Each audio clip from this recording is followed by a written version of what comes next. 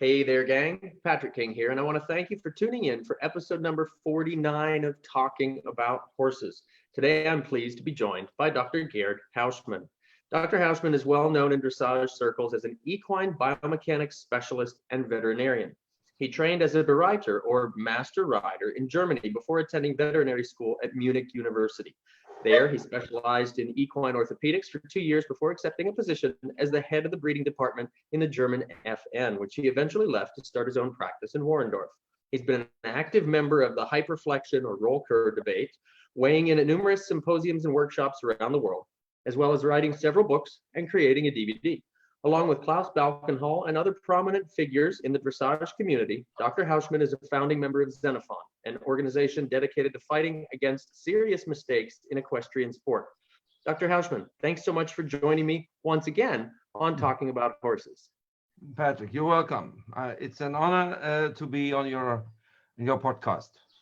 Oh, well, thank you. Thank you very much. That's a humbling thing to hear. Thank you.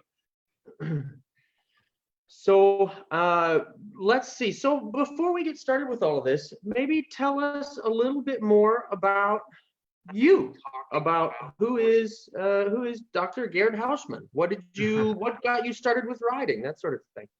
Well, okay. It can be a long story, so please be aware that you have to cut me down. Well, I started, as most of us, as a little boy. In the age, I think, of 6 years or something, on the neighbor's Shetland ponies, okay. Riding wild. And this wild riding was my style. I think the first 10 years we rode fox hunting, we did crazy things on horseback. And someday an older English gentleman came forward to my mother and said, "What do you think? Shouldn't we cultivate these guys?" Because she had two of us, my brother and me. And then he convinced my mother that we should get riding lessons. He fell in love with us because we were not afraid about anything. Yeah, we just yes. Yeah. So this is how I started. And this guy then finally brought me to my Bereiter training in Warendorf, and where I got my professional riding degree. So he opened the doors I could not have had opened on my own. I'm a farmer son from Bavaria. I had no connections. We had horses, and we had a beautiful countryside. That was my my childhood. Yeah, and this was how I got into the horse business, in the professional riding. I wanted to become a veterinarian my life long. So after finishing my professional 3 years of training, I went to Munich to the vet school, and finally working 2 years in the orthopedic department in the vet school, I ended up in the National Federation to bring both together, the veterinarian part and the riding. But I realized that if you work for a bigger organization, you keep your chair warm, but you cannot really change things. I felt lost. Yeah. You know, this is, it is, you know, I wanted to move things. And did you try to steer a big oil tanker? I think it takes maybe a few, I don't know how long it takes to make him turn. And I think the German Federation is even a bigger tanker. Yeah. Yeah. So it's a big political thing, and I finally decided to go back to the praxis. I joined a vet clinic, equine hospital, became associated, and well, up to 10 years ago, then I sold my part, and I started this. Okay. I started to. I said the last part of my life, I do what I love to do. And I cut my veterinarian part off. To this, 10 years ago, I did lameness, arthroscopy, orthopedic stuff, osteoarthritis. I did what veterinarians do. And well, there was a moment in my work where I said, okay, I try to fix horses. Somebody destroys because he is not interested in learning how to ride. most of the guys, they buy a young horse and they come for a vet check, and they already know which competition they join, they go to. They even don't own the horse, so they don't care about the horse's training. They care about competing, and this is the wrong. I'm not against competition, but this is the wrong idea to get there. And so this was one part for me to say I moved to the other side, and I try to help people to find the correct way to train horses, not knowing that I sort of divide the horse world in two pieces, the good and the bad guys. Yeah, It was a mistake. This happened a little bit with my first, the first way I tried to well, I took my sword and I just run. Yeah, and this was, maybe this was good to be recognized, but many people hate me because of this. Yeah. Yes. Well, you created a wave when you did that. Yeah. This is right. But now I know that most of the people who are on the other side, they are good guys. They don't want to harm their horses. Most of them. Yeah. Of course, there might be people who don't care, but most of the people maybe even love their horses, but they don't know how to do it in a different way. And yeah, this is how they think they look cool if they have these super round necks and these horses overbent and overflexed, and they don't understand why they run into trouble. It takes some a stable character and a strong personality to ride in a dressage barn with the horses open top line and the nose in front of the vertical, because you are the exception. Yeah. So and whatever. So I jumped into this, and this is what I love to do, and this is what I will do the last few years. That's perfect. That's perfect. Hopefully, there's a lot more than just a few left, huh? Okay, let's see. Time shall tell. So take us back here. You talked about going to school, getting the barytra certificate. Now, here in the States, where I'm coming from, anybody can hang out a shingle and be a horse trainer. Anybody who's ever sat on a horse has an opinion, and they're a rider. What does it take to get this barytra certificate, and what kind of standing does that give you? Yeah, it's good and bad. The positive part is that you finally teach people a minimum of basic knowledge. So let's say this is the knowledge of anatomy, the knowledge of physiology, the knowledge how to manage a barn. So the whole sort of foundation is there. Okay. This is the good part. The negative part is that it's my opinion. It's an opinion. The negative part is that you make people believe they become a trainer in 3 years. Yeah? So you go there, you work on a farm, which is owned or led by Pferdewirtschaftsmeister, so the highest degree in the professional riding. And what you do is 80-90%, you clean stalls, you pack hay and straw, and you ride 1 or 2 if you're lucky, 2, and if you're not lucky, 2 every week, stiff horses every day or once a week. Okay. So just it depends where you are, but I think there are only very, very, very few places where you ride well-trained horses. So, and suddenly these 3 years pass by, and you finish a test, and you call yourself barytra, and you are a trainer for people and horses. And I don't know if you know one barytra who can produce a soft horse, a supple horse, not a loose horse, not a horse falling apart. I'm not talking about this, the other side. I'm talking about a balanced horse in a nice soft contact with a soft swinging back. You sit down and trot, and you feel a soft back which takes you with him, and you're not bouncing and riding a jackhammer. And what I learned in my 60 years now is you are a trainer in 30 years and not in 3 years. Yeah. Yeah. Charles de Kunfi said, Hundreds of horses. yeah, better thousands. Yeah. Yeah. Thousands. This Yeah. is this Yeah. is this is Charles de Kunfi's quote when he said, you know, lady, she asked him, she wants to learn it, and she asked him how long it would take, and then Charles said, you know, if you can ride a lot, and I'm talking about a few thousand horses, you might learn the basics in 25 years. Yeah. Yeah. Yeah. And you know this, you're an experienced horseman. You never, you never can, if you're a good horseman, you can never say, now I know everything. Right. You will find a horse, you suddenly don't know how to get this guy off your left rein, or he's tilting the paw, or he's not he doesn't feel the same on the left side to the right side. You cannot ride tempo changes softly. You get in trouble when you want to bring the horse back or whatever. Yep.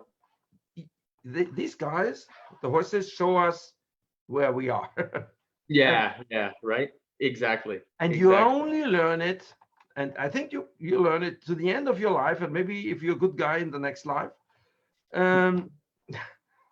over years and years and years. There's no quick fix. Yes, that makes so much sense. It's one of my mentors, Ray Hunt, used to say all the time that, you know, people have opinions, but the horse is the fact. Exactly. Yeah. It takes so long time. Yeah. Yeah. Yeah. So then the Bereiter program sounds, I would say, I'm going to go out on a limb and say it sounds very similar to some of our college equestrian programs then. Well, it is. It's a little bit different. We have several schools. People come together. We call this the block school for some weeks during their apprenticeship.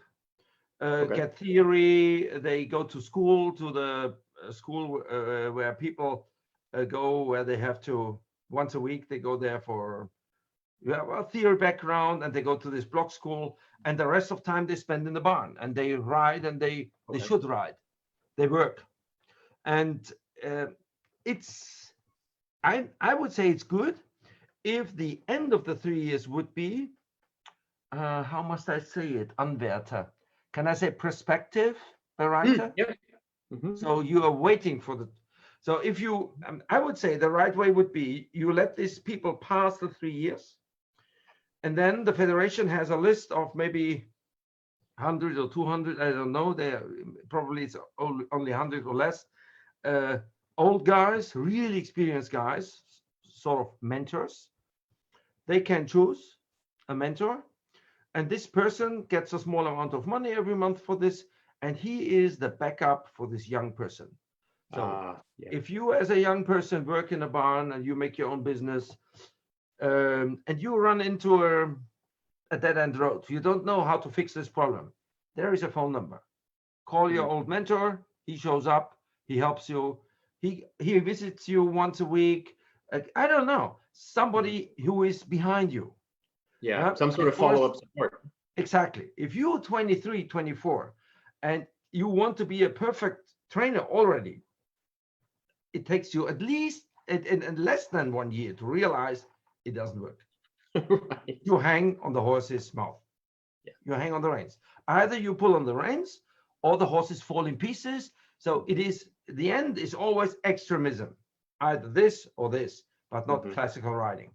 You need a backup, a follow-up. And this is what I think we should get in the long term. Yeah.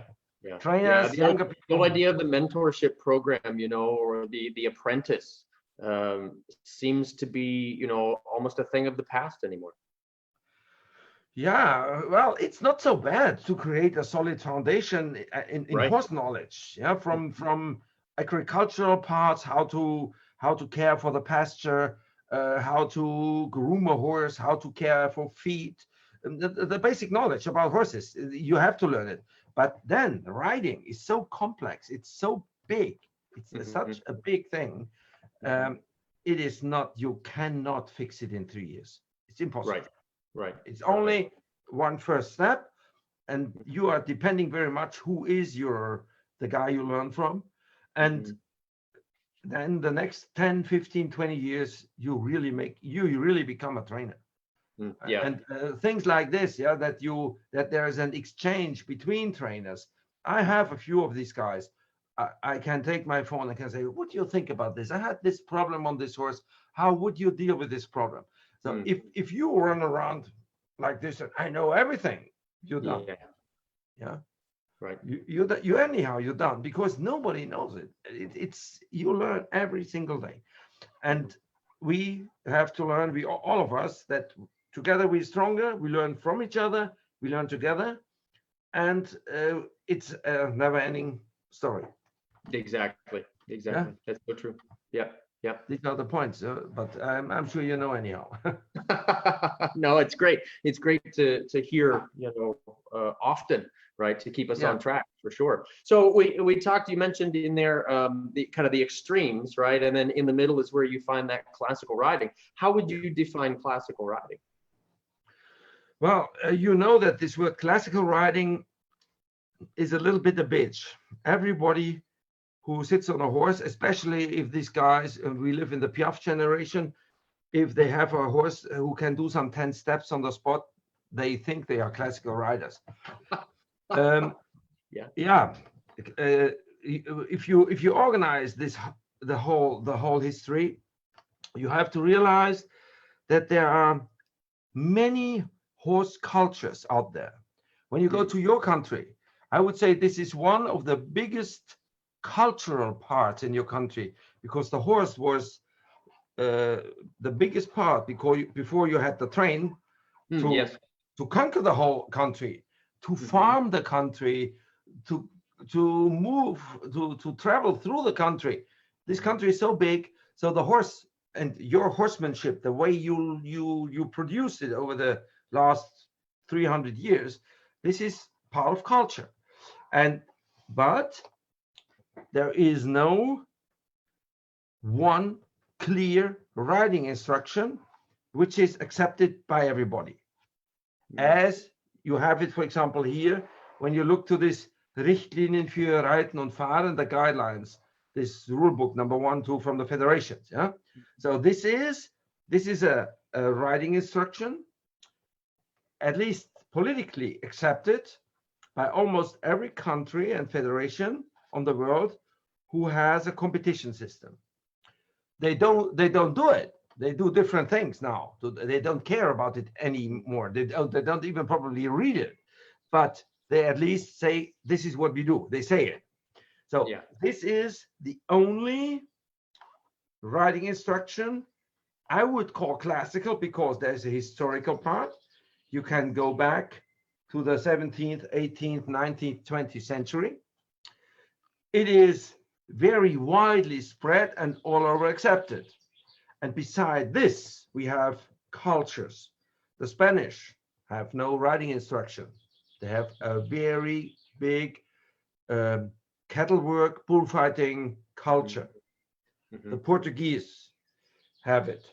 The countries with the gaited horses have a long tradition and culture in breeding and how to train the horses, and so on. So I think we have to be a little bit careful to use this term, because maybe it's because I think it is like this and you think different. But let's say if every cowboy on the planet would accept Tom Doran's book and Bill Doran's book, you could say this is the classical Western riding. Yeah. Because this is Spanish vaquero type training, developed and sort of developed in California, influencing the cow and cattle work in America, and it became a sort of style. But they have a big group of followers, but they have people who say, no, we do it differently. So we have people in Europe, they say we ride dressage, but you have to take the head up. Hands up, head up. And we have the dressage people, some in Germany, we have some in the Netherlands, who say, no, the head has to be down, nose in front of the rib cage, the sternum. And they call themselves classical. So it is, I would say, classical is very much based on history. So the historical part and the fact that this system you talk about is proven over hundreds of years and accepted by a big number of people. If it's just a small group of people who care for their own ego and develop their own writing system, we have so many people who think they have their own system. It's not possible. Everything was already there. Right. Right. I tried in some, I experienced. You lift your inside hand, the horse starts to chew a little bit, the horse flexes the paw, and so on and so on. Oh, I said, wow, this is cool. And I take the rein from the top into my hand. This is a cool thing. I published this in my book. On a seminar, a lady said, could you please explain a little bit about Litauer rein? I said, what do you mean? Yeah, this rein inside your hand and this higher hand inside. I said, okay, I never heard Litauer rein. I went home, bought his book, and realized the Eastern European guy living in America published a book in the 80s, Mr. Litauer, and he explained the system. Okay. Everything was here. There's nothing new. Yeah. Right. Other people say California, reining Texas style. Yeah. So in Texas, obviously, some guys have the reins the other way around. So it was there already in America, in Germany, in yes. Yeah. I think many people try to come up with new stuff because they did not read the old stuff. Yeah, the lack of awareness creates novelty, huh? That's correct. And when you start to read, when you once, and I think everybody who is a serious rider has to read Gustav Steinbrecht, Gymnasium of the Horse one day. Yes. And when you read this book, you know that this is the Bible. If you want a classical horse, a dressage horse, a jumper, a eventer, a horse with a rib cage up in a soft contact, and not a cutting horse or a bullfighting horse. They have a different balance. Sorry for my dogs are around here. Not a problem. Yeah. Okay. So I think this is what we have to clarify out there more, that there are different balances, different cultures. Many people think when you say, the ribcage has to come up, and then they came from a different clinic and somebody says, no, the ribcage can be down. It is not a question of good and bad. It's a question of tradition, culture, and what type of horse you ride, what you want to do. It is not the Germans are right with everything. They are not. But because if you have a back mover, a ribcage up, and you want to work a cow, and the horse has a high swing in the back, which we want, you will never get this cow because you have a rope in your arm. You need a comeback. Yeah. Yes. Exactly. So it's the same with the bullfighter. They need a comeback. And so we have different needs, different cultures behind the breeds, and this is what we have to realize. And that not put everything in one pot and and grab something and mix it somehow. Yeah, right. This is what I see, and many people get lost in this. They want to be a dressage rider and they bend the necks. This is never bend the neck more than you're able to bend the trunk in a classical horse, in a dressage horse. If you bend the neck like a cowboy does it, you will not get the back. It's impossible. Right. It's impossible. Yeah. So, and there are some, but I think we will talk about this. You have a very cool theme for the evening. So for my evening, for your day, and I think we come back to this.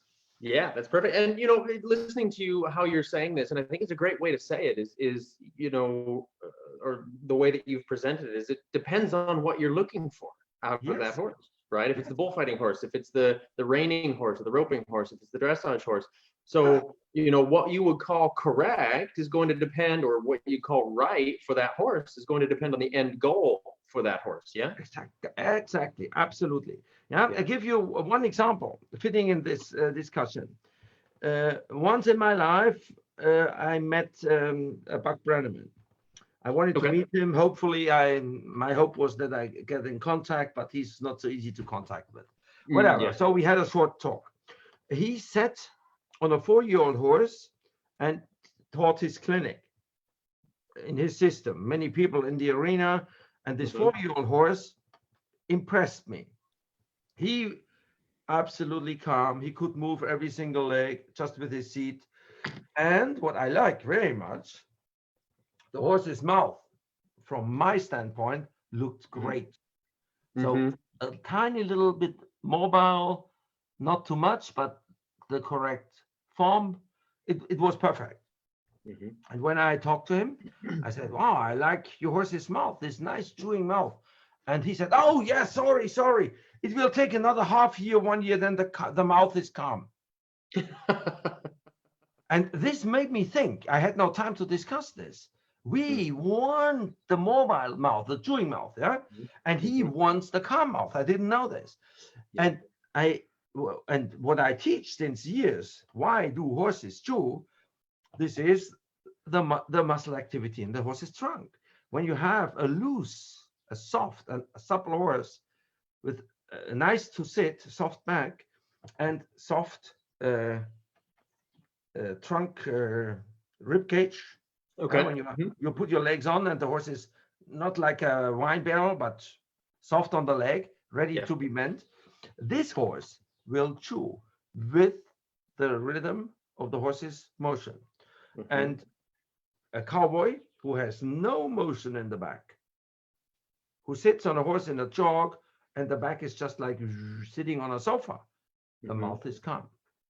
Yeah. So the mouth activity depends very much on how the horse's back trunk moves. And these are things you have to know anatomy. You have to have ridden many horses. You have to bring things together, and then you understand it. Different culture.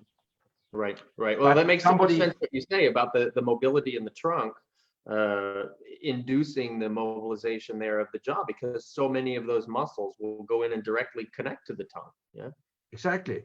All resistance, all problems we deal with, everything, all contact problems, everything is hidden in the trunk. The trunk is our problem. If you have the horse's back, and because of this, the abdominals, the pectoralis system, you have the contact, you have the pole, you have the haunches.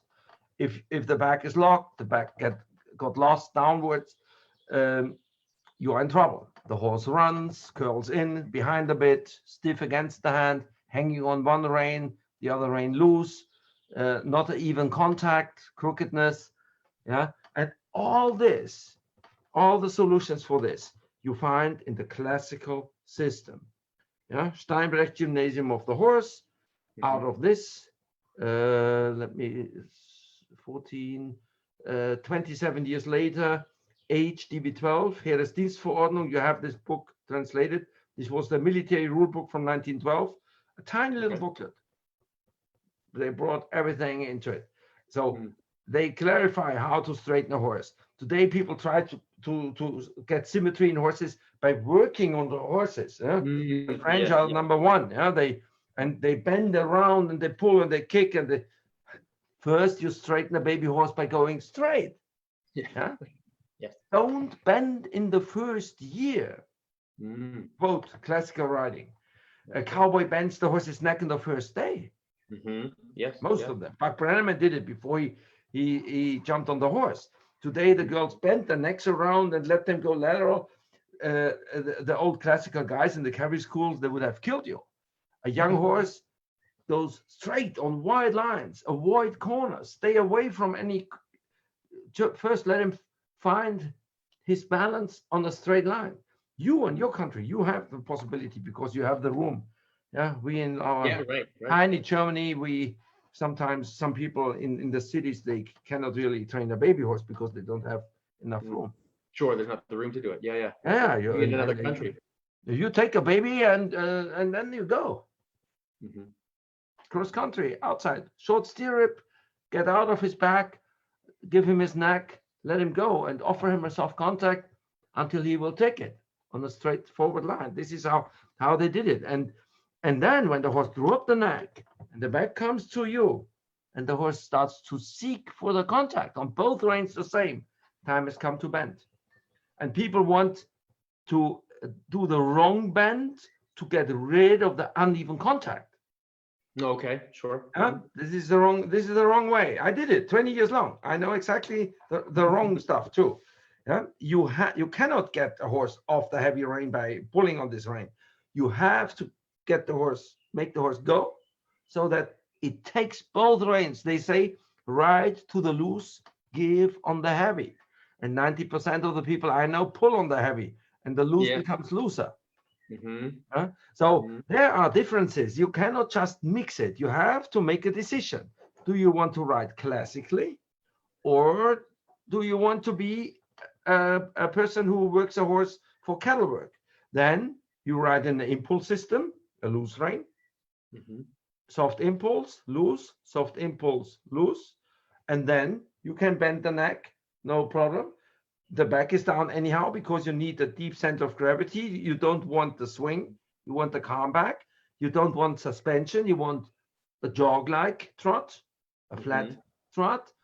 You want a lope. Yeah, you don't want a high jump. So this is a completely different world. And the cowboys, they mix everything. When I hear about all these disciplines they have, when they came up with Western dressage, I asked, what's his name? I forgot his name. The guy who came up with it. Aton. There was one from the Federation. Very sorry. I tell you, he was in Athens with the dressage team. I met him here in Germany. Oh, okay. So I went and asked him, do you want a dressage horse or a Western horse? He looked at me and said, what do you mean? I said, do you want the back down, working balance, rib cage sinking between the shoulder blades, or you want the rib cage up and you want a high swing, you want a back mover, the old European classical horse. This because you talk about dressage. If you use the term dressage, you want a back mover. If you talk about a Western horse, working cows, you want the back down because you want him to be quick and deep center of gravity, like a bullfighter. Right. The bull is coming, they need to be quick and mobile. If you have a horse with a high center of gravity, the bull is coming, this horse is too slow. Yeah. So completely different cultures, but nobody talks about it. Everybody puts everything in Western dressage and they mess it around and nobody knows what do you want. Yeah. And this is what I criticize a little bit, that our federations don't care about this. They don't help people to find their way in this jungle of cultures. 50 years ago, you were not born probably, but when I was a young guy, we had the warm blood, some ponies and the draft horses and the haftlingers. So we had our riding culture. Today we have the quarter horses, we have the PRAs, we have the Lusitanos, we have the horses from all over the world, and every breed brings the culture, and you end up with a big mess. A big collection, yeah, for sure. Yeah, people don't really know what they want, and I think the federations should help to clarify, to find the correct way, but they are caught in this show business, which is no classical riding anyhow. In 99%, 95%, I don't know. Yeah, this is the biggest problem I have, at least, that people have to learn what they want. Sure. So we talked, you mentioned the word collection, and that's a word that I hear get really misunderstood quite a bit. How would you define collection in a horse? Okay, number one, when you look to the competition world, this is extinct the right word? Extinct? Extinct, yeah. It doesn't exist anymore. Yeah. Yeah. So almost 100%. If you ask me, show me a collected horse in our top dressage sport, I don't really know. And so what collection is the last word in our training scale. Yes. And before it, this term I use now, which is throughness, the German word is Durchlässigkeit. This is not directly mentioned in the training scale, but it's sort of beside it. Yeah. The collected horse is willing to give in the haunches, in the big joints of the hind legs, which is, it starts in the lumbosacral. It goes to the hip joint, to stifle, the hock, and down to the fetlocks and P1, P2, P3. So through the whole leg, and the horse is willing to give in the weight bearing phase in the moment the rider closes one or two hands. Yeah. So as soon as you close your hands, the horse shortens in front, and in the same moment the horse shortens behind and sits behind. So it comes down. And this is collection. So the horse takes weight with the hind legs. And we have this sad fact that we have some scientific people in your country who went to World Cup final and came up and said, no, in the Piaffe, the horses don't take more weight on the hind legs. It's not true. So they looked and they said the World Cup final is what they put 100%. And when I met her, they're measuring. Yes, to measure and to stride length and all this, yeah, and angles.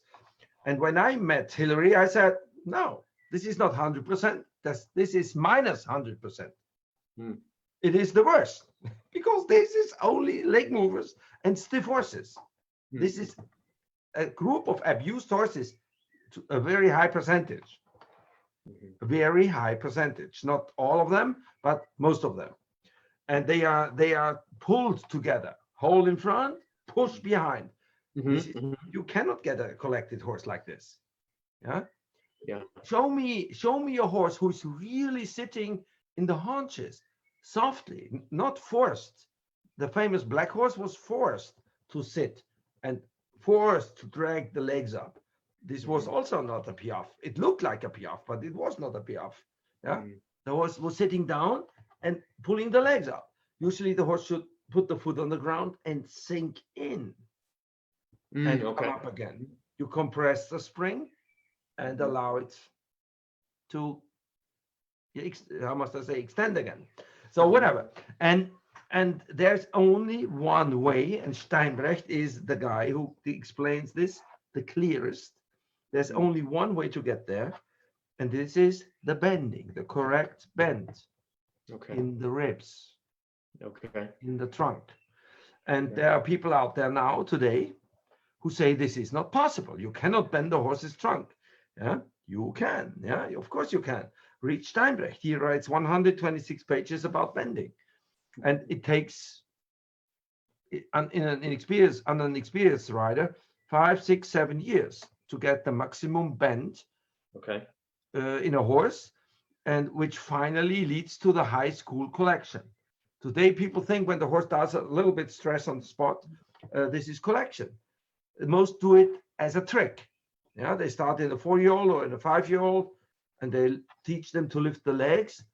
But Piaffe is something you get. You don't make it. That's a great way to put it. Yeah, you get the Piaffe. When the horse is forward, absolutely forward in front of your driving legs, and the horse is absolutely through. There's a wonderful explanation in Podhajski, Alois Podhajski, Vienna Riding School. He was the boss in the Vienna Riding School to 1965. Alois Podhajski wrote in his book, he says, if you want to work, start with Piaffe work. Your horse has to be 100% balanced. So the neck in the right place, willing to stretch, willing to come up, willing to bend right and left, be straight and willing to bend. Number 2, 100% in front of the driving leg. Yeah. Number 3, the highest level possible of throughness. Extended canter, close your hands, inhale, grow, walk. No resistance in the back, in the ball, on your seat. Yeah. And so the highest level. And if you put these 3 sentences, Potarsky points out, I would say we wouldn't have 500,000 piaffing horses on the world. We would have maybe 5. Yeah. Yeah. Yeah. Yeah. Because there's a lot missing in there. Yeah. Yeah. People want. My next book there will be a chapter in it. Piaff generation. They cannot do rising trot, but they piaff. This is they don't want to learn to ride. They want to piaff. I don't want to piaff on a horse who is not ready for soft transitions, who is not soft and not easy to sit, and who is not really trained correctly. You don't want to drive a Formula 1 car when you have your driver license 1 week only. Right. Or whatever. I don't know a different explanation, but first learn to ride. Yes. Piaff is what you get when the horse is absolutely through. And you can make a horse piaff when you are really, really, really experienced and you have so many thousands of hours of riding in your butt. And you're a sensitive person and your brain is on. And this is something at the end of today. It's rent horses, and it's worth nothing. It's 100 years ago it was something. Today it's nothing. Yeah. It's a trick. So we talk about this collection. We talk about the sitting, starting with the lumbosacral joint and all of those joints absorbing and then expressing the movement and lifting the horse and the suppleness through the trunk and that sort of thing. As being, the weight, the haunches carrying then more weight. How to get there? Yeah, how to get there? How do we get that? How do we accomplish that? Okay. So this is my little booklet, a collection of contortion is the English title. The German title is Lateral Flexion and Bending. Trafalgar wanted a more dramatic title. The correct understanding of bending is the way. So this is the answer. Let me go into this a little bit.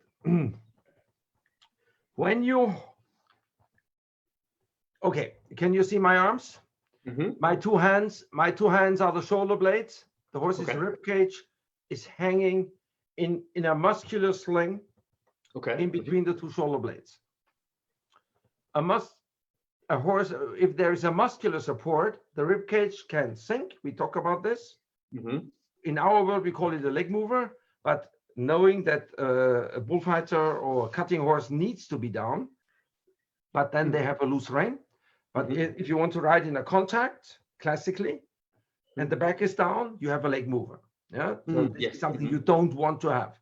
This horse is like this, as if you hollow your back, with a backpack in your back, with stones in it, bouncing into your back. So, so this horse, a horse like this, and every horse who's produced from the contact backwards is a leg mover, back down, especially when the neck is up.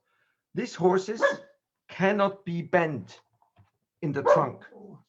So when your horse is up, what we call is imbalance. Rib cage up, the neck fell into about withers level into the natural. It's the only arm of a lever. So this nuchal ligament is hanging on the spinous processes of the withers. The supraspinous ligament keeps the back in balance. So in this balance allows the energy of the hind leg go through the back and you get a contact. And now on both reins the same.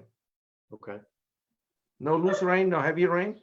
Neck falls, horse takes the bit, the horse raises the back opens up, and the horse starts to work what we call over the back. Yeah, nose in front of the vertical, horse to the bit. So if you have this, in the old days, it took about a year. Maybe with the modern horses, you could get it earlier. So as soon as the neck fell, the horse takes the bit, the horse is rhythm, suppleness, contact, the horse is in a good contact, usually plus minus a year, we start to bend. So the bending, the first bending is when you have contact on both reins and you take this horse to a bent line, to a circle. What can you do different? If a curling horse hanging on one rein, the other rein loose, let's say your horse is stiff to the left, hanging on the left rein, you ride on the left circle. So what happens? The horse is on the inside rein, the outside rein is loose, and you cannot make him take this rein. So if you follow the classical system and you stay on wide open lines and open fields, you avoid corners, a young horse falls out of balance immediately if you ride into a corner. Now they need open lines. So then if you have contact on both reins with a long neck and you go to a circle, Waldemar Sonich describes this in when was the book written? Okay. You can follow outside. You have a contact on both reins. So the first bend is stretching the outside. You have the leading outside rein, still the leading rein, but you allow the horse to adjust to the circle by stretching outside. And most people make the big mistake that they work inside to bend the horse. You understand? And what you get is, if you want to make this bend, the horse resists. Yes. And he contracts the outside more. If you give outside, the horse is able to stretch the outside, and you get and then your inside leg soft. He says, you did this very well. Come on, good. Son. And your outside hand gives a little bit, your inside leg asks, and suddenly your horse starts to accept this inside leg as a bending leg. And this is what Sonich calls bending second grade or direct bend. The first is the indirect bend or bending first grade. So, and then this process of bending, Steinbrecht has the simplest training scale. Only 3 steps. Step 1, rhythmic forward to get contact on both reins. 1. 2, bending on one track. So this is the circle, these are the waltz, this is the serpentine, and all these different lines. So the horse, and of course the last point, bending on 2 tracks, lateral movements.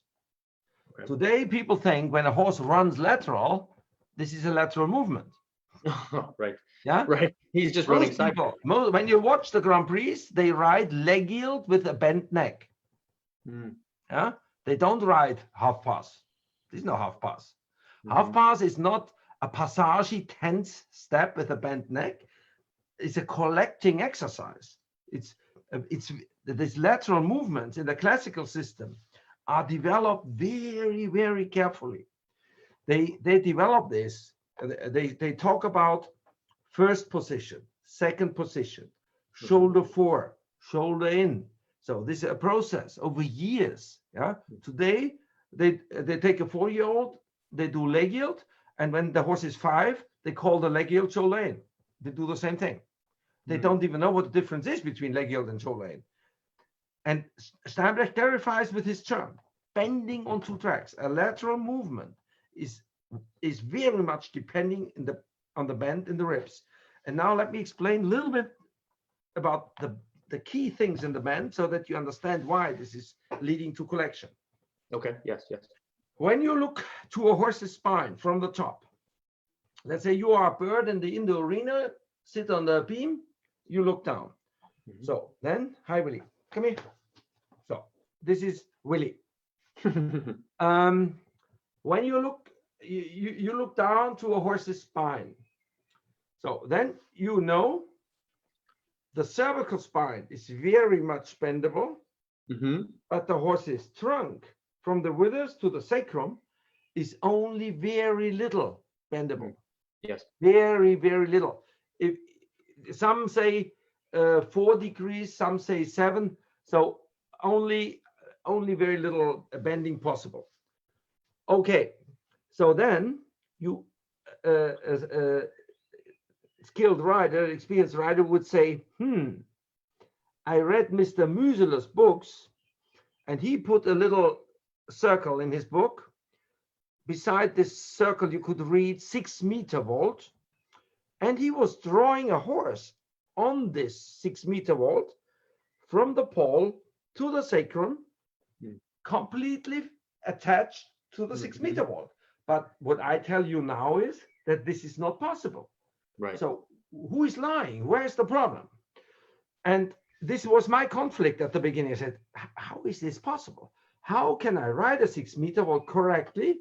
The outside hind leg following the outside front leg, the hind leg not, the haunch is not swinging out, and the horse attached to the 6 meter vault. This solution, Steinbrecht. He is so interesting, this guy. He says, if the horse starts to bend correctly, the horse gives you, I try to translate the German more or less word by word. The horse gives your seat a very dedicated, slightly tendency deeper inside. So the horse puts your seat deeper inside. Why? How can a horse make you sit deeper inside? Trunk rotation. Yes. The rib cage rotates. So now start. We look to the front legs. My hands are the shoulder blades. Okay. Rib cage in between. When the rib cage is down and the muscular sling, rib cage, shoulder blades is elongated. The shoulder blades are sort of clamping to the ribs, and the horse trot like this. There is no rotation possible. When the rib cage is up, the shoulder sling is loose. The rib cage, the shoulders are open. You feel, and as an experienced rider, you feel the horses feel like an apple. They feel your seat. A wrongly trained horse feels like a pear, narrow on the top, wide below. Yeah, most of the dressage horses feel like this. You feel narrow here. When you let your legs hang down, they feel wide far down. Beside your ankle, you have the widest part. So you want an apple. So this horse is able to rotate the rib cage in between the shoulder blades. Okay. So, and if your leg can create this rotation, the spine is a very precise instrument. When the thoracic spine rotates, the lumbar spine rotates, the pelvis sinks inside. And if you keep the bend on your inside leg and with your seat, and the horse puts the inside leg forward, and the leg comes back into the vertical position, the haunches have to give in because the pelvis is deeper inside. Okay. The butt cannot come up. The correct bend has 2 parts.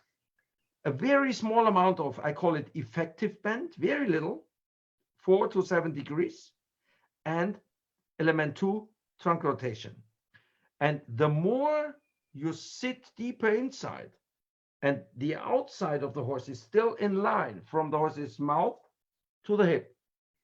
As soon as you have a kink in the front of the shoulder, the neck is bent more, the horse goes over the outside shoulder, and the haunches come in, false travers. Yeah, so we need a straight horse first. You only can bend the horse when the horse is straight first. This is not straightness number 5 in the training scale. It's a little bit misunderstanding, because this straightness means ready to be bent to both sides. This horse is absolutely straight. But first you have to create a straight horse, which is physically straight, like a ruler at school, or like a yeah, and contact even. If you loosen the neck up in front, yeah, every old master warns you from this. Bending here, you will never collect your horse. Never. You only will ride fast and slow. The straight horse is ready to be bent. Sorry? I like the way that you said that the straight horse is ready to be bent. they start to do the collecting work in the second year of training. It is, you can say, the work towards collection goes parallel with the bending. The more you bend, in the end, in Steinberg's book, at the end you read, if you have the maximum bend possible in a horse's trunk, you are in high school collection. Okay. Yeah, and you have the highest collection possible, and it's the easiest to flex the haunches on the inside of the bent side first left, right, and the most difficult then is when the horse is soft on both sides, to close both hands and flex both haunches. Yeah. Okay. Yeah. Today we ride a full halt in a first level dressage, and when you read Seeger, he was Steinberg's teacher in Berlin. He says, if your horse can perform a correct full halt, your horse is ready for high school. Oh. So when you close both hands and the horse sits behind and flexes both haunches, the horse is ready for high school, Piaffe Passage, yeah, and so on.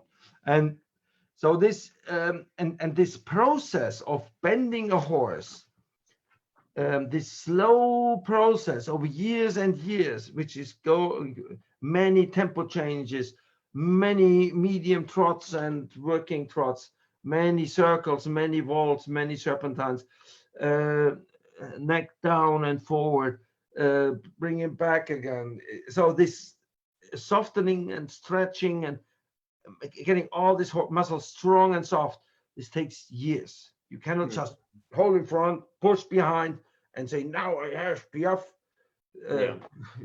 Okay, some judges give you a mark for this, but they should not. They should ring the bell. Yeah. Right. They should ring the bell in about 50% of the cases today. Okay. So we talk about the straightness and the looseness. Would you call those prerequisites for correct flexion, correct bend? Say it again, please. We talk about the straightness and we talk about the looseness, the suppleness. Yeah. Are those the things that you would call prerequisites for the correct bend and flexion? Yes. Exactly. You can. This is what I do mostly in my job. Wherever I go, and there's no difference if these people are successful Grand Prix riders or happy hackers. We work on the basics. Yeah, and we want to have a rhythmic horse. The best comparison I found in my life is ballroom dancing. If you have a person who has good feel for rhythm, let's say every horse is a song. So especially in the classical word, the trot. Yeah, the cowboy wants walk and canter. We want the trot. The trot is our most important gait. So every horse's trot is a certain song with a certain rhythm. So that the guy who is the leader in the ballroom dancing has feel for the music. So he can guide you into this song's rhythm. And he offers you a perfect contact. He is not pulling on you. He is not like this. He gives you a safe contact. The lady, usually most times the lady takes this contact and says, oh, I feel good. This is a respectful contact. This contact respects the other person. So he would not pull on her, but he is on the other side, he's safe. And then she says, okay, this is a contact I take. She takes the contact, and this contact unifies the two, and they start to swing.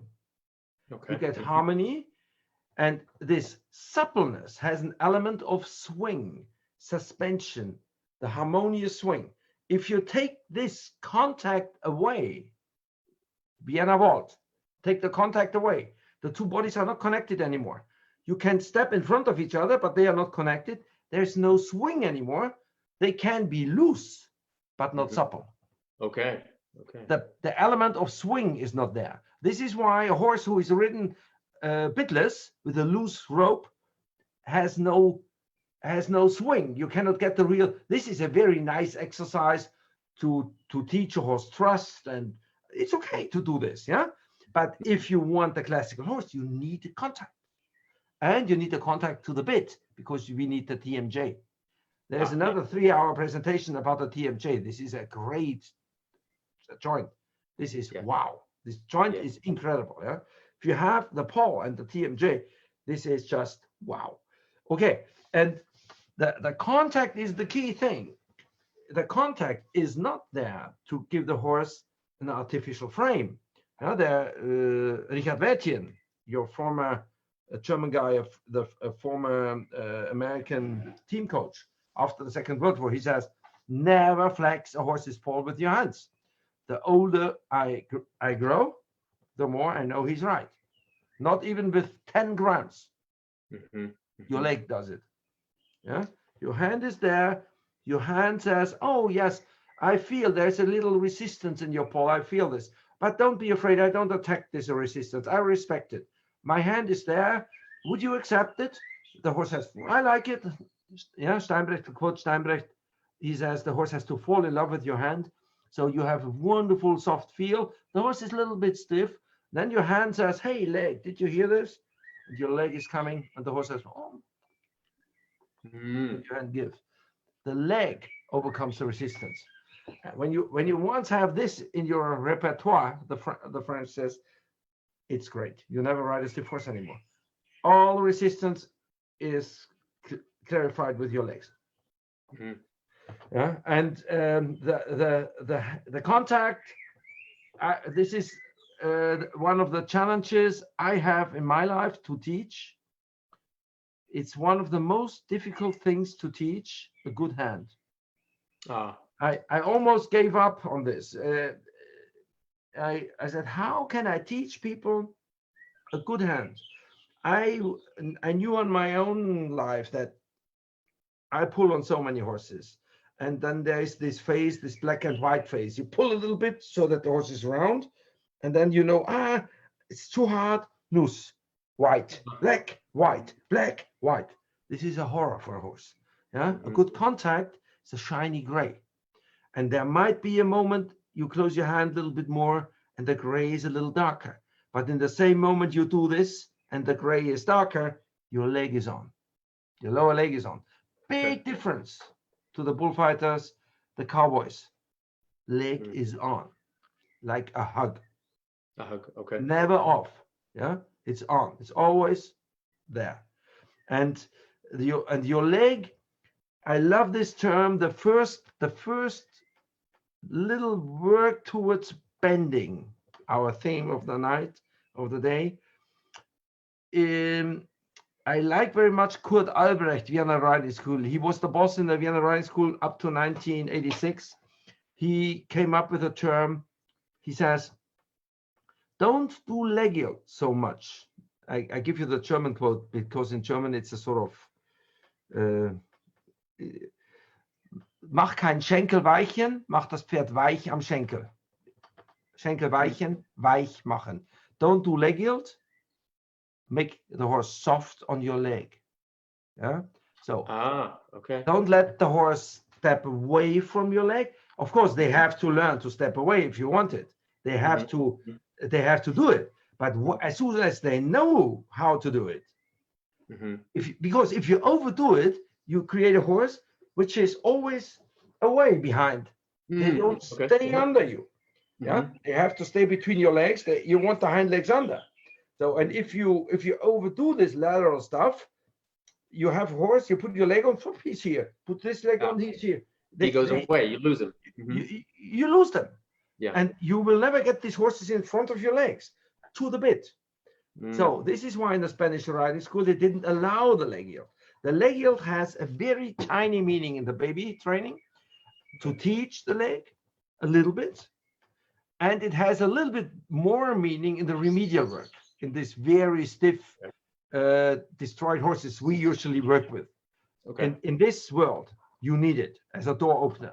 But then the process to soften the horse on your leg is the key. In the classical literature, you have for this process 4 different terms. The cavalry school in Hanover, they said, soften the horse in the ribs. Kurt Albrecht said, soften the horse on your leg. Herr von Redwitz, another cavalry master, Second World War, he said, work your horse into the plie. And Steinbrecht says, bending on one track.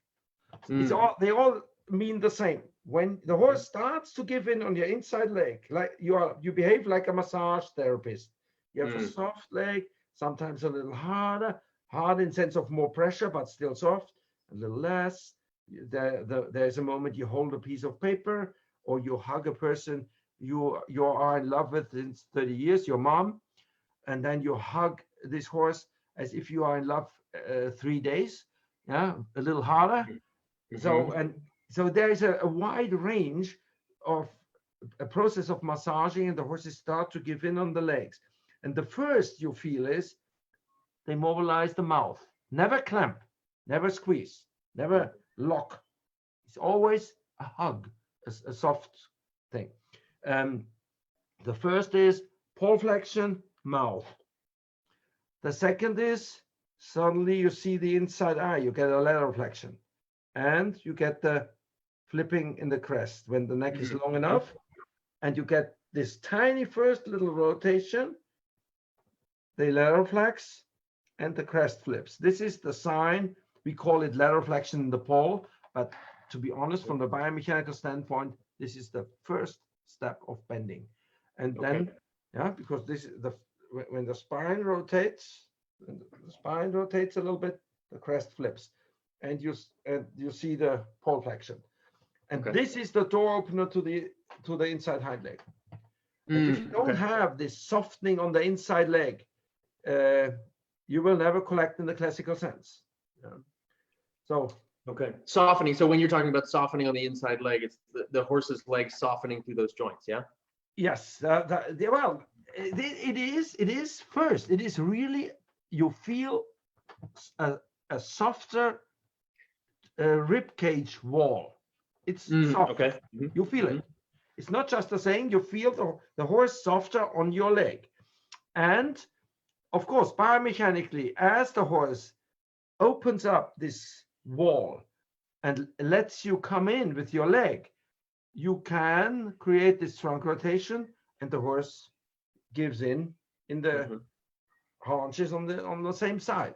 But you only get it step by step. You have to start on one track, and then you ask 6 months later, you ask for a tiny little lateral movement. You just pick up this inside hind leg, maybe 1.5, 2 inches, a little bit inside, and ask for first position. Then you close your outside leg a little bit, you close your outside hind leg a little bit up, and your inside leg are on line, second position, and then you go to the shoulder 4.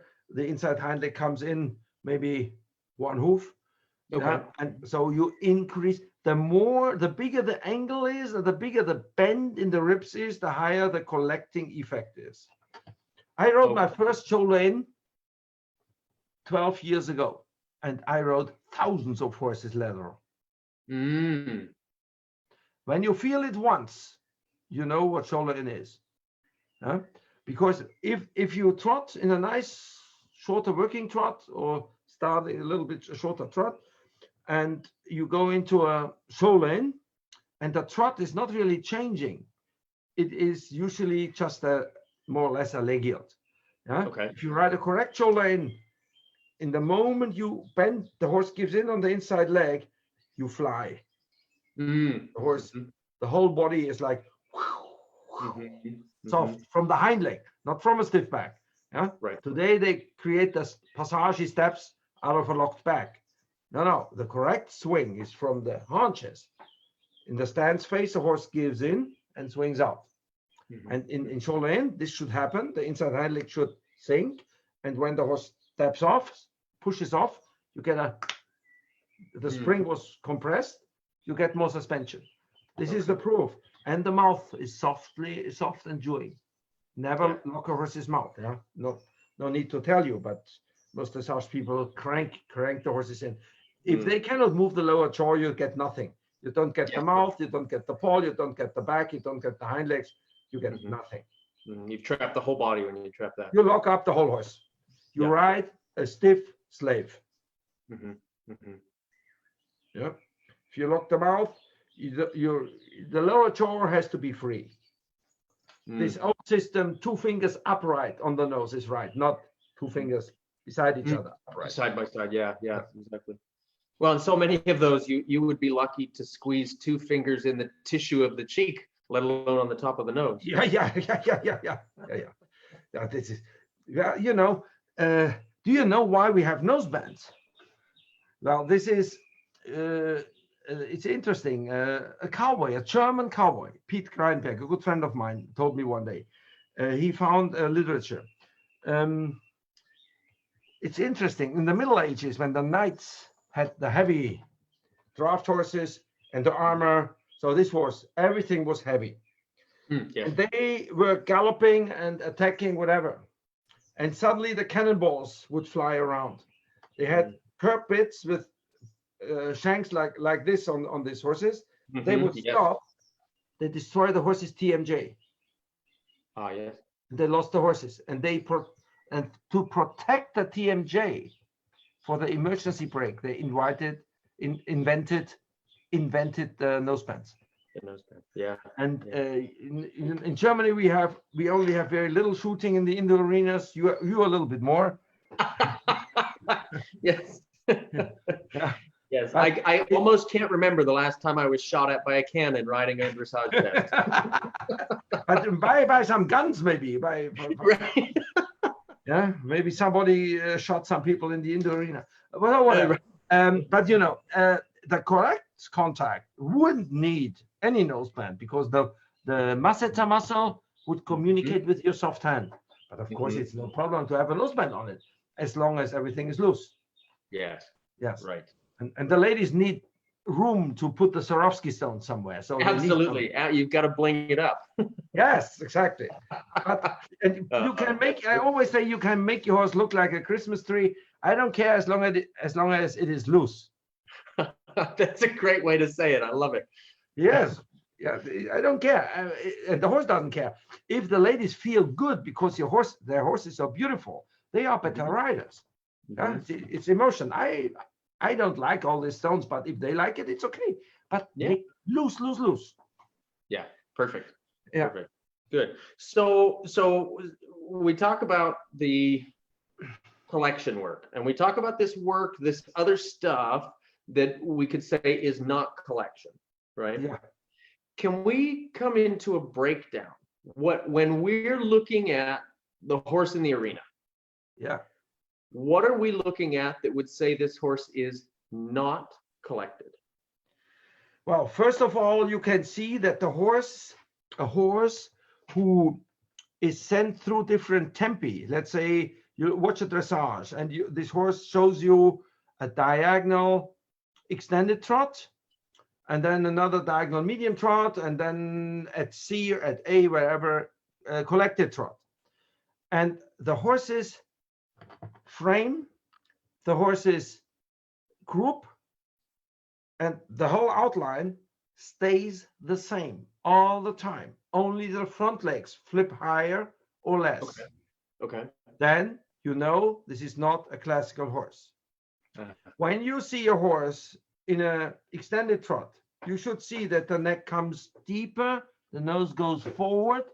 So the cervical spine goes down because the pelvis comes more horizontal, the hind legs push. So at the end of the diagonal, the horse collects. The pelvis comes deeper. Okay. The pelvis, ilium, and the cervical spine, they're connected by the big, strong longissimus dorsi. So when the pelvis comes down, the neck comes up. Relative rising of the forehand. The neck comes up relatively to the pelvis angle. They go together. Okay. Extension, collection. Okay. They always go together. So if the trunk from the sternum, the shoulder joint, and the seat bones has the same length, the same attitude, the same frame, only the neck goes a little bit like this. You have a horse out of balance. Yeah. Okay. And if you watch dressage today, they stay the same all the time. Charles de Kunfi calls it cockroach dressage because they have a sort of armor, the same, the cockroach looks the same all the time. Yes. Just run faster or slower. Yes. A good picture to have in mind. Yeah. Yes, and it's from Charles. It's not mine, but I love it too. And he's a cool guy. Yes. And Charles explains this since years. Yeah, that the classical dressage means that the horse is able to lengthen strides. Extended trot should not. The mark should not be given for the expression of the front leg. The mark should be given. The qualification should be the length of the hind legs stride and how much the hind leg steps over. In an extended trot, you should have overstride like this. Yeah. 3 feet, 2 minimum. And in collected trot, the horse should be close to the footprint of the front foot. And in working trot, it should be minimum inside, maybe 1 hoof in front. And then the hind leg has to step forward. This is what we are interested in the classical dressage. And we play with the stride length and not with the show. Yes. Well, and that makes sense because when we're talking a bit, again, about the collection work and about the horse in that carriage under the rider, that hind leg has to reach underneath the rider in order to carry center of gravity. Exactly. And the way to get there is many tempo changes. Yeah, many tempo changes. Medium trot, working trot, medium trot, shorter working trot, bend lines, the bending, the softening in the ribs, and respecting the horse's spine.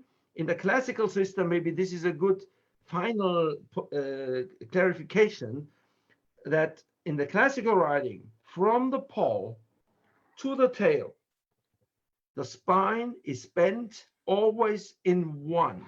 There is never a kink. Okay. And the higher level you are, a 1/4 inch of false bend. Yeah. So what the horse offers you on the hollowed side, this fake bend, what an unexperienced rider thinks is bent. A 1/4 inch is too much. Steinbrecht only gives us one sentence. He says, don't allow the false bend. You need a straight horse first. And when we start to bend, it's the process of stretching the outside and softening on the inside leg. And if you felt this a few times, you don't want to miss it anymore because this creates so wonderful horses.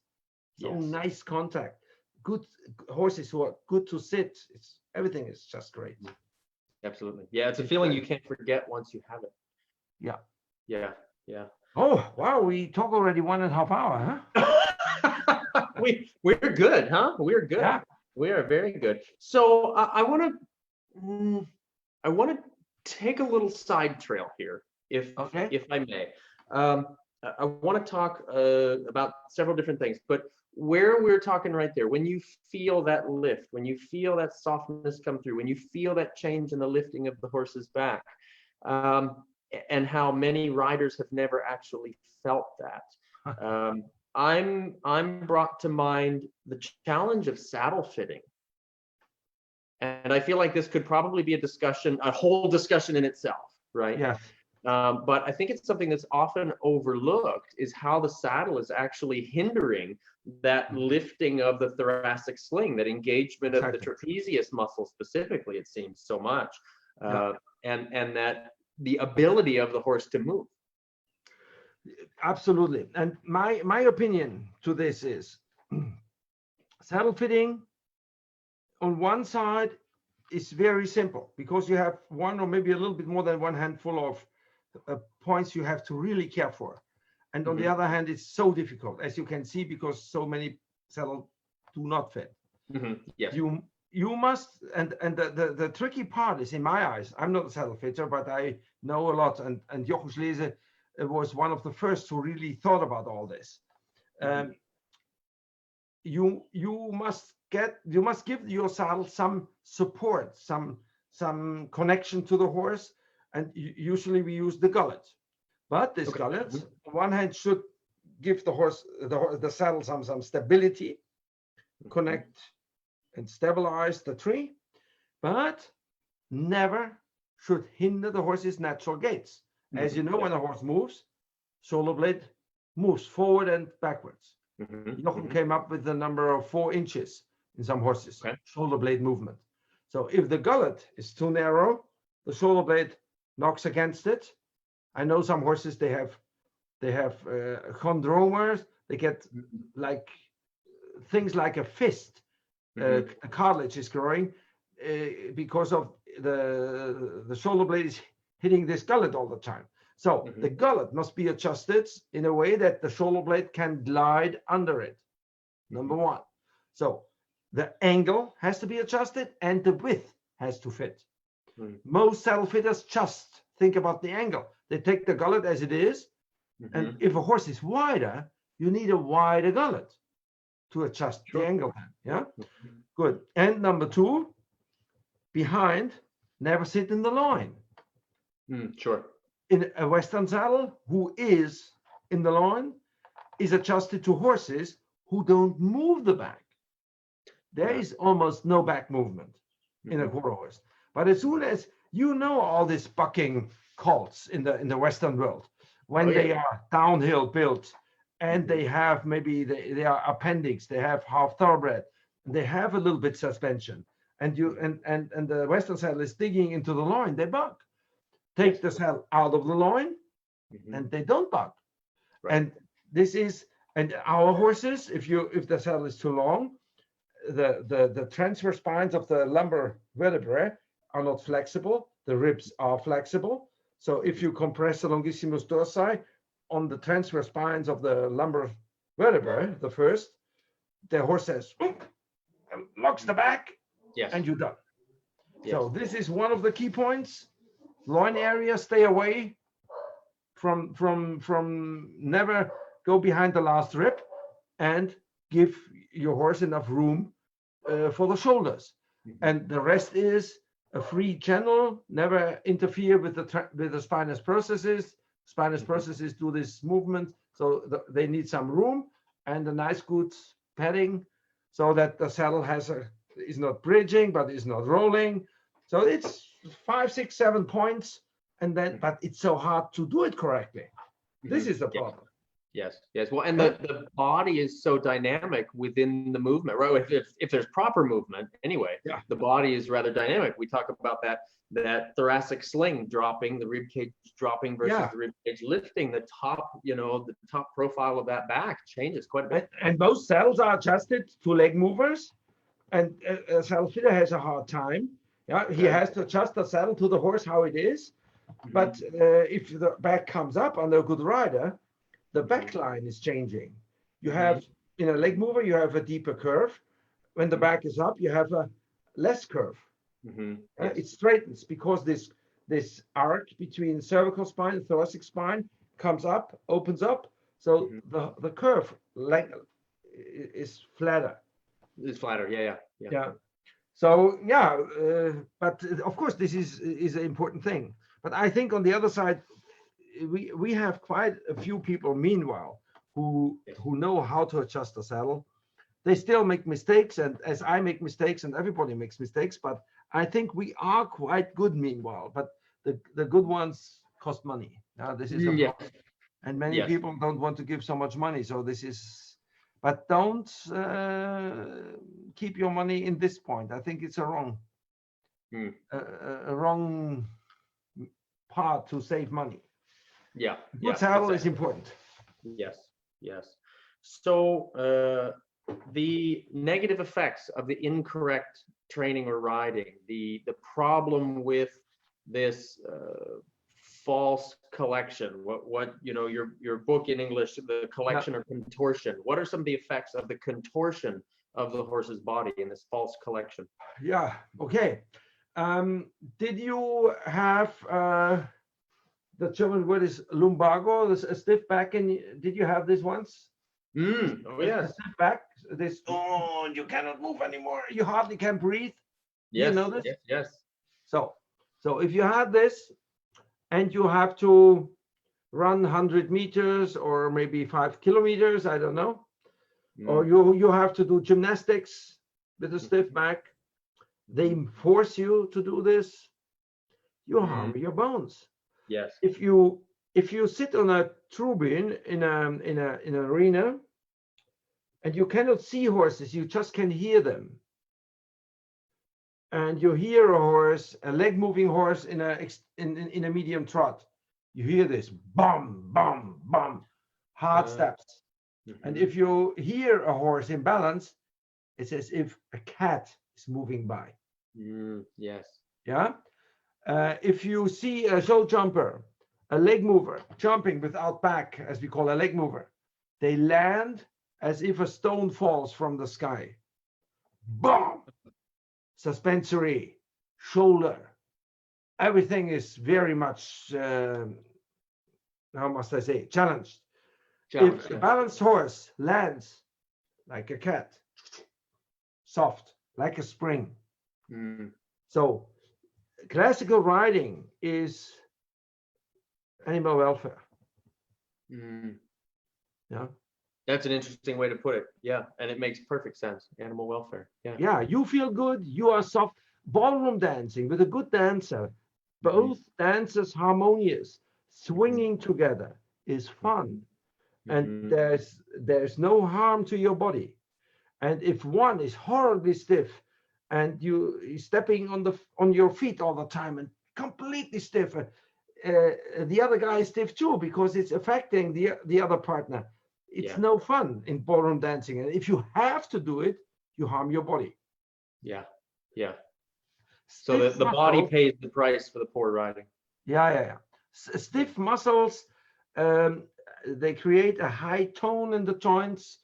They make the skeleton rigid, and you create sesamoid bone problems, suspensory problems. You get arthritis in the cervical spine, C4, C5, C5, C6, C6, C7.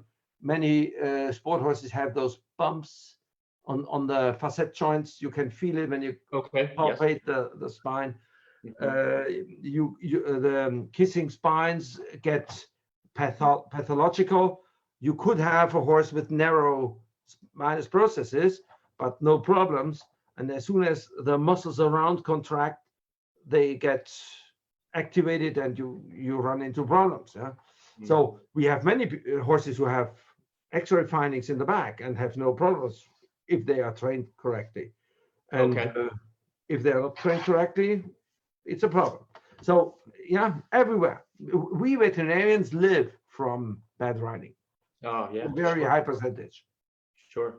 Absolutely. This is why I say we should not just treat, we should also think a little bit about the training and open our mouth.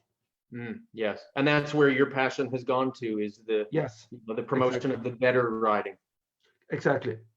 Yeah. And therefore we need guys like you who bring it out in the world, and you're doing good work, and you help other guys to spread the word. It's very helpful. Yes. Well, thank you for that. Thank you very much. I feel like we could go on for. Excuse me. You have to say it again. I think my wife is coming home.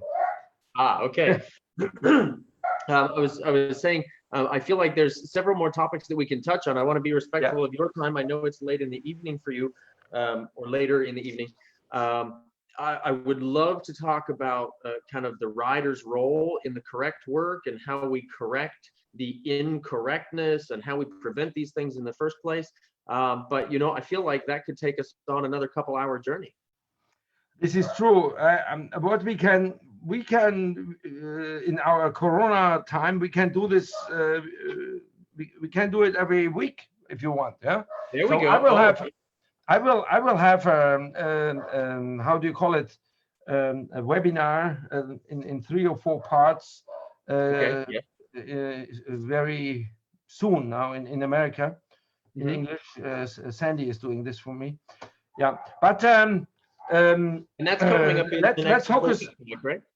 Pardon?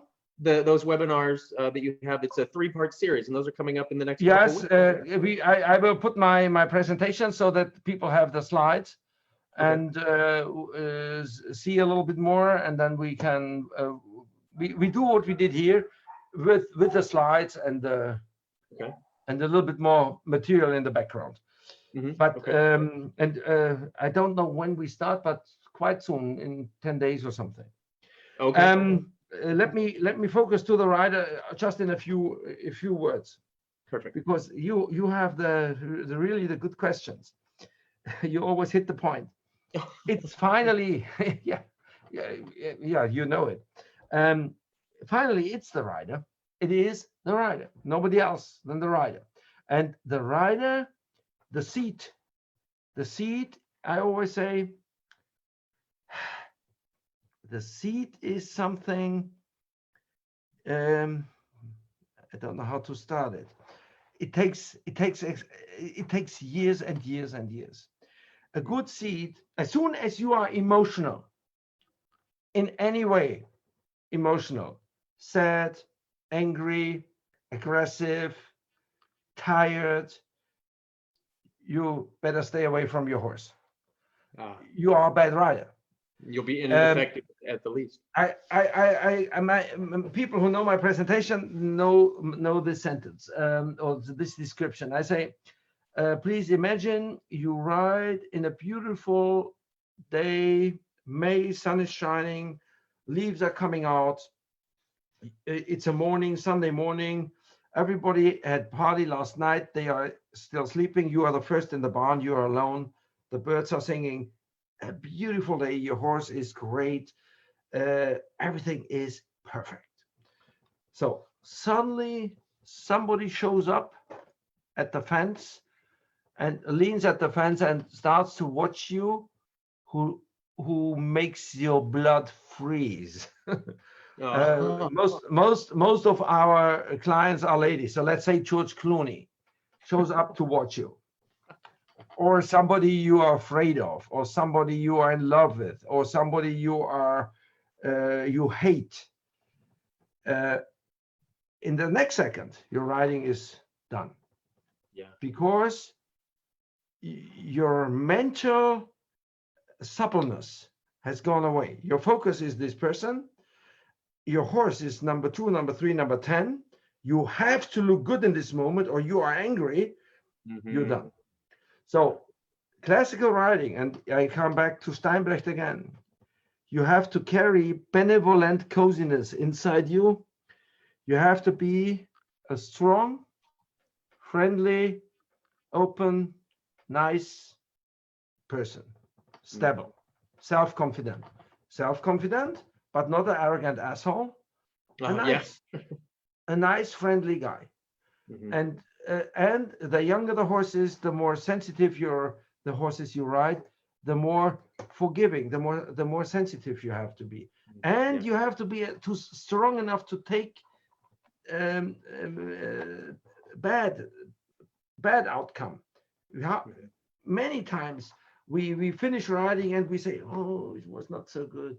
And uneducated people with a bad insight, or too young, blame it to the horse and become rough and punish and crank and push. And a good rider gives the reins, pats his horse, walks a little bit, and then it's done. And tomorrow is another day. So it's a long path. Learning to ride is a lifelong process. Yes. Yeah. Certainly. Well, we will definitely chat about more of this. I will take you up on that offer. We will chat, I think, many more times if we can. Yes, we can do so. We can get a new appointment next week or whenever you want. I have interesting chapters about the pull, the contact. Then maybe we can put some videos up. Then I can show you some rein lame horses who became lame because of wrong training, and you put them in balance and the lameness has gone like magic, like this. So this term rein lameness, the veterinarians x-ray, scan, block, do this, find nothing, and you put the horse in balance, the horse is sound. So a high percentage of horses lame horses are not lame in the classical sense of suspensory and coffin joint. And yeah, and so there's a lot yeah, that could be to talk fantastic. about. Yeah, that's fantastic. Great. Yeah. Well, let's go with some closing questions, Yeah. and we'll wrap us up. And then, yeah, I definitely want to chat with you about getting some new interviews, some more interviews on the books here. This would be great. And I love your idea about sharing the photos and videos. That's fantastic. Yeah. And luckily, Zoom lets us do that. So that's great. Yeah. That's great. Perfect. Exactly. Well, our webinar will be on Zoom. Okay, great. Good. Yeah. Very good. So what would you say as one actionable tip or thought for riders that they can work on or ponder today? Don't think about any lower or higher level exercises as long as your horse is not a forward, straight, happy athlete with a comfortable trot to sit. So if you don't have the basis, if you don't have a rhythmic, supple horse in a good contact, don't train a horse into half pass and exercises. Don't train your horse following the exercise book. Train your horse following the classical system. And yeah, there's a saying from the HTV12. Maybe this is my closing sentence. Any further training without suppleness is without any meaning. Ah, boy, I like that. Doesn't make sense. Yeah. Any forward training without suppleness doesn't make sense. That's perfect. Oh my gosh. That's awesome. I love that. So next question. What's a recent book that you've read or video that you've watched? What I read at the moment? Yeah. At the moment, I read a cool crime story. Oh, fantastic! No, I'm surrounded by good horse books all the time. So I'm a lucky guy. It was really expensive. I was thinking a little bit, but I bought it. I got the offer of an original book from 1856, Mr. Krane. He's one of the old masters of the 19th century. I did not have his book yet. I found it last week and I just started. So this is what it inspires me a lot. It's a cool guy. And he is a big name in this 19th century world, at least locally here in Germany. And I'm just finding out what he thinks and feels. I enjoy his book at the moment. The book is 150 years old. It's an original old book. Wow. It's really cool. That's fantastic. How cool. Well, they took $400, so I'm. It better be good, huh? I have it. That's great. Next here, what is something that the horse has given to you? Well, my life. They made my life. Yeah, I think the happiest days and hours in my life were from horses, and the most frustrated days also. Yeah. When I was close to give up and tell myself, I don't learn it anyhow, so give up on it. Take your motorbike. But then sleep 2 days, have a good glass of wine, read 10 pages Steinbrecht, and then go again. And back at it. Yeah. Yes. Perfect. Good. So this is, we've mentioned this in several different ways, but this is a constant journey of discovery and improvement. What area of your horsemanship or your self-development are you currently working on or wanting to improve? Well, as I grow older, you become a little, some of us, and I'm one of them, you're a little bit heavier. And my concern is to find out what horse. Number one, my first goal always is when I sit on a horse I didn't ride before, because I am 180 pounds, something around this. Be as soft as possible. And is there a certain back construction size of horse, type of horse, I cannot ride. Sometimes I have a little horse at the moment. I work sometimes. Sometimes I think I'm on the edge. I have days I have the feel it's perfect, and there are other days I think maybe I shouldn't ride her too many times. I have so this is what I try to find out at the moment. In the overall, I have to say better heavy and soft than tiny and stiff, but there is a certain weight, even if it is soft, a horse has trouble with. And you have to, you as a rider, you have to get the instinct, the feel for this. Yeah. And I try to teach myself at the moment to find this more clear. That's very interesting. Yeah. Very interesting. Yeah. Okay. So if you had a giant billboard advertisement for the whole world to see it, what would be the message that you'd put on there? The message is, if you are a good rider, you're a good person. If you're a good person, you have the chance to learn to ride. So work on your personality, become a better person. If you're a friendly person, forgiving, good guy, you will be a good rider one day. And it's and if you love your horse, and if you really love it, you also love your dog, and you love your wife, and you love your friend, and so the wiser you are, the more you love other people. Even they don't agree with you, you become more forgiving. I think it's also a little bit a question of age. Yeah. When I was young, I was not like this, and I was not a really nice rider. I looked much better than now. I was a slim, tall guy. It looked quite good, but I was not good. I think my horses didn't love me. But now I'm a bigger guy and older. They love me more. It's the whole thing is about the inside. Steinbeck says it's a question of character. Teaching, learning to ride is learning, becoming a good person. And this, I think, is the most important message. I love that.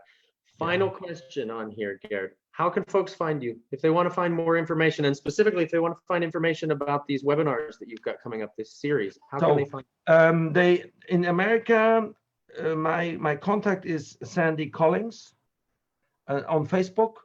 They can go to my American Facebook side, and Sandy is working with this side, so they get her.